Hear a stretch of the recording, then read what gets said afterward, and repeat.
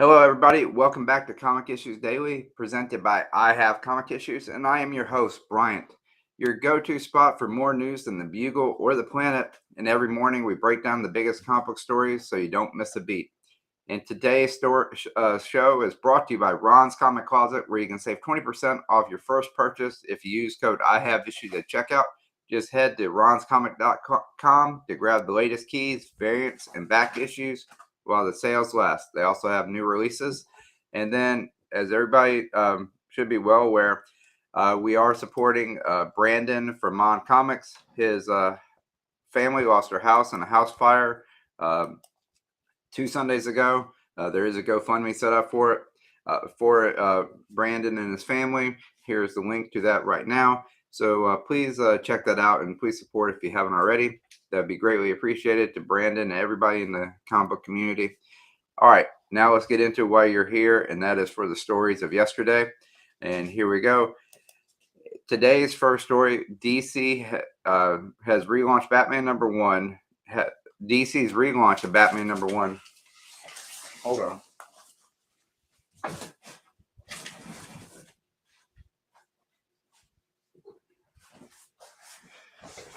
Sorry about that. Rewind. DC's relaunch of Batman #1 has officially blown past the 500,000 copy milestone, according to a press release from DC. Written by Matt Fractions and illustrated by Jorge Jimenez, the issue benefits from a huge promotional push, including multiple variant copies, blind bag exclusives, and a giant-sized special edition.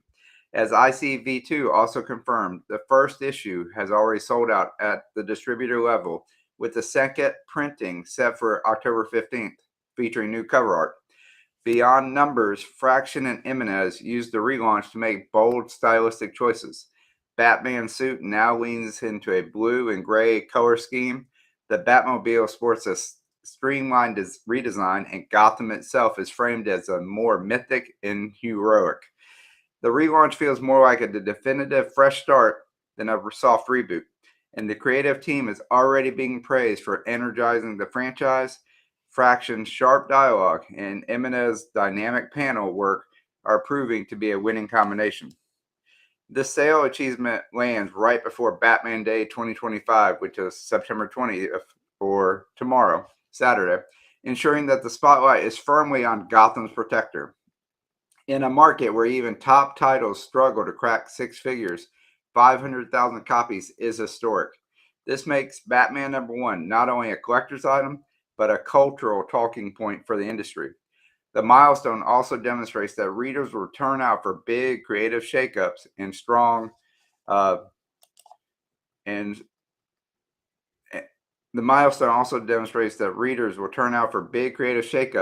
promotional campaigns. If DC can sustain this momentum across upcoming arcs, it could mark a broader shift in how superhero comics are marketed and consumed in 2025 and beyond. Check your LCS quickly. If you missed the first print, lock in a pre-order for the second printing at Batman #1 while you can. Hey, I was lucky. I went to my local LCS the other day, or my LCS, and was going through some books, and I found their last copy of Batman #1 cover A, so I was able to pick that up for myself. Then we got from comicbook.com, they put together a list that highlights the unexpected faces who've joined the X-Men over the decades. Names like Juggernaut, Namor, and Sabretooth stand out, all better known for their villainy or outsider status than for their brief X tenure.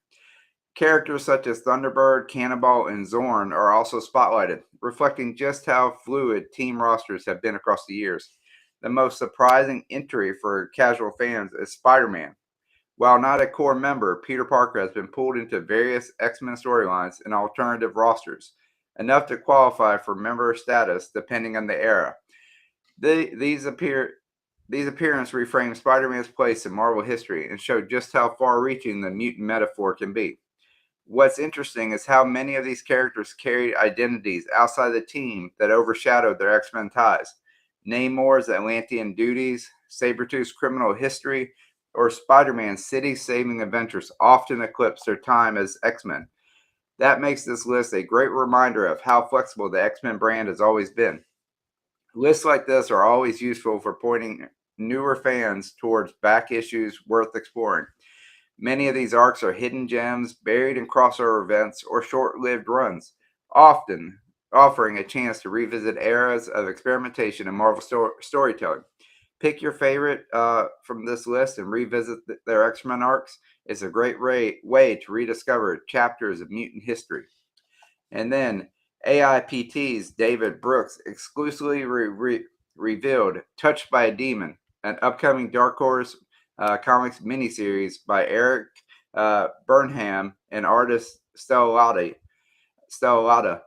The series follows Allison Hargrove, a woman cursed by a demonic pact she never made, who must uncover the supernatural conspiracy that has entrangled her. The concept mixes horror, mystery, and action with a tone that balances scares, and humor.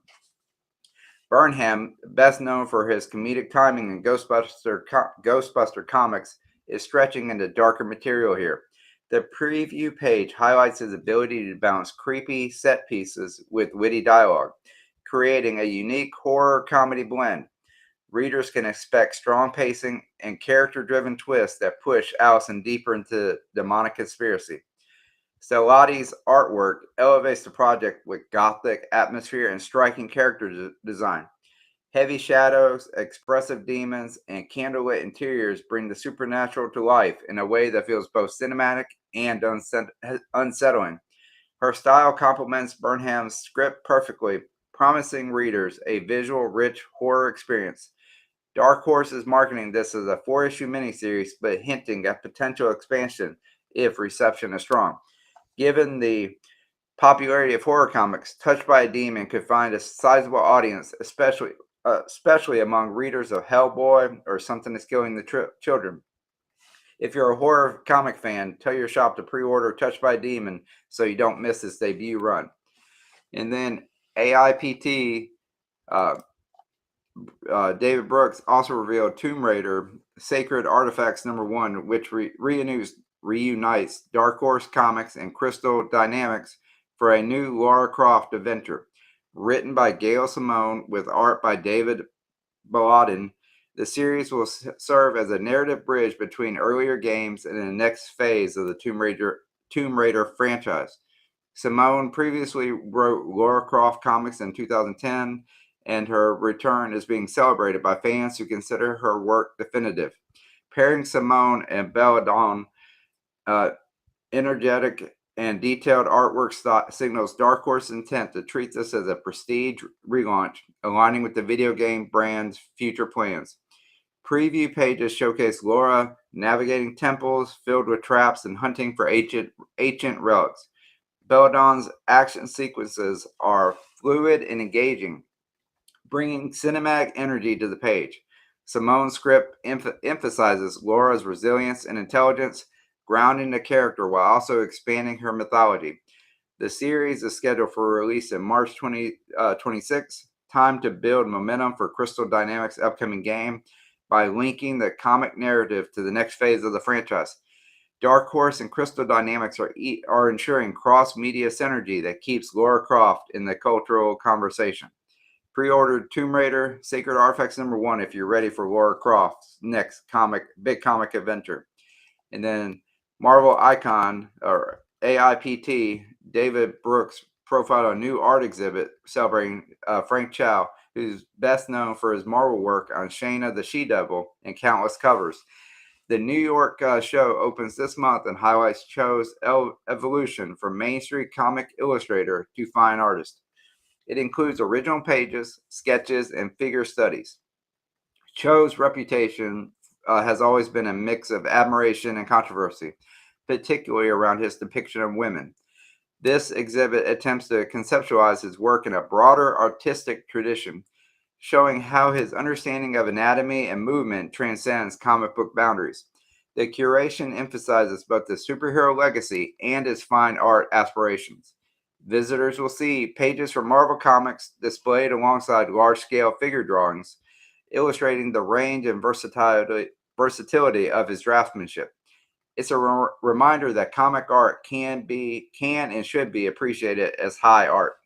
For Cho, this exhibit is a career milestone. For the industry, it's a sign that comic professionals are increasingly crossing into fine art spaces.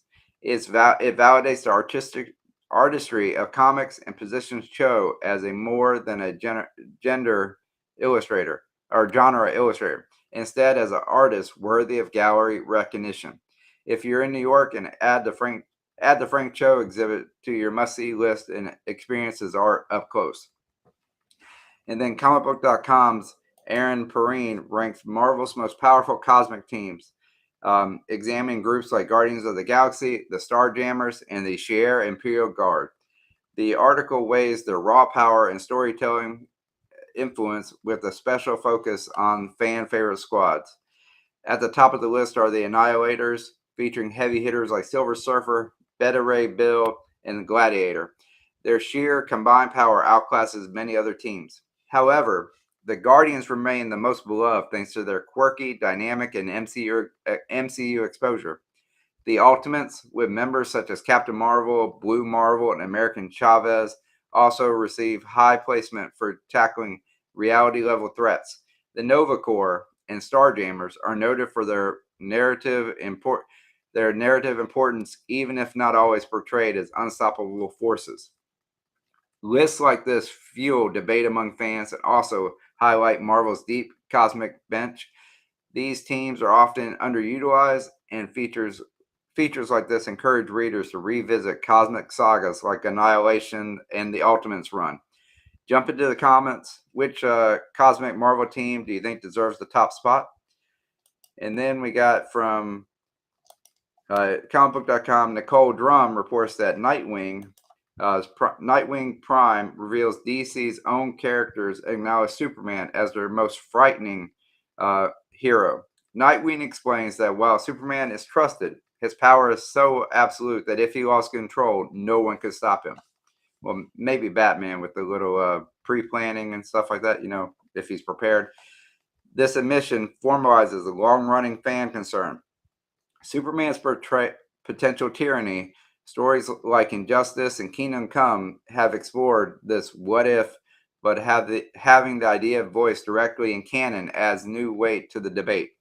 By making this fear explicit, DC is setting up narrative opportunities to explore accountability, trust, and the responsibility of ultimate power. It makes Superman both more human and more terrifying, as his restraint becomes his defining heroic trait. Readers are left to grapple with the idea that Superman is a razor's edge away from being the universe's greatest threat.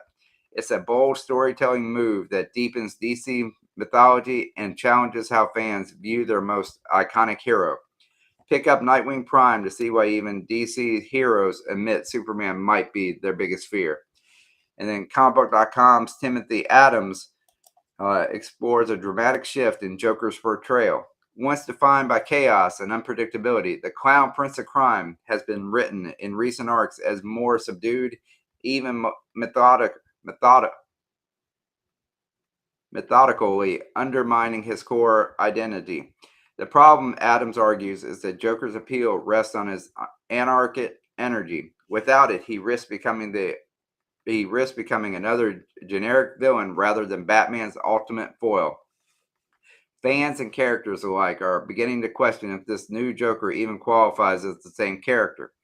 Legacy characters often undergo reinvention, but with Joker, the risk is higher. His casual values lie in his symbolism of chaos and unpredictability. Taking that away dilutes decades of storytelling tradition and removes his edge as a narrative counterbalance to Batman. This shift may be temporary, but it raises important questions about character evolution. How far can creators push reinvention before the essence of the character is lost? For Joker, the line may have already been crossed.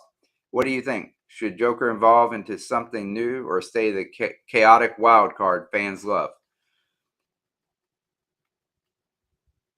All right. And then Bleeding Cool's Rich Johnson reported that Marvel's Magik series has been abruptly canceled after writer Stephanie Williams made controversial online remarks. The comments include praise for the death of...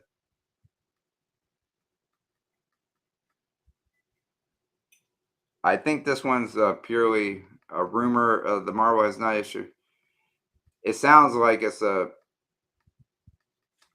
We're gonna skip talking about this one until I got some more research on this. My apologies about that one. And then Go Collect. Ryan Ham published an analyst showing published analysis showing PSA's graded comics and cards are losing value compared to competitors. Long considered the market leader, PSA slabs no longer command the premium they once did. The decline is attributed to oversaturation, inconsistent grading, and rising fees. With too many slabs flooding auctions, prices have fallen, leaving sellers disappointed and opening opportunities for buyers. Some collectors are shifting to CGC or CBCS Online and other graded firms for cards, further weakening PSA's dominance. Market confidence is fragile, and collectors are quick to pivot when trusted. I know in comics, CGC is the way people go for slabbing, or they're grading their comics mostly, especially for the resale value. While the downturn poses risks for investors banking on PSA's reputation, it also presents opportunities for bargain hunters with volatile moments. This is a volatile moment that could reshape the grading landscape moving forward. If you're a collector, monitor PSA slabs closely. This could be the right time to buy undervalued pieces. That's all for today's Comic Issues Daily. Which of these stories grabbed you the most? Was it the 500,000 milestone for Batman #1, the surprise X-Men members, or maybe the shakeup with PSA slabs? Drop your thoughts down below and let's talk about comics. And just to remind everybody, this Sunday at 6 p.m. Central, 7 p.m. Eastern, I will be interviewing Collecting with Durs about how he's grown his YouTube channel. So please check that out. And give one more shout out to our sponsor, Ron's Comic Closet. Go to his website, use the code IHAVEISSUES, and you'll get 20% off your first purchase. Until next time, this is I Have Comic Issues. My name's Bryant, bringing you more news than the Bugle or the Planet, and we'll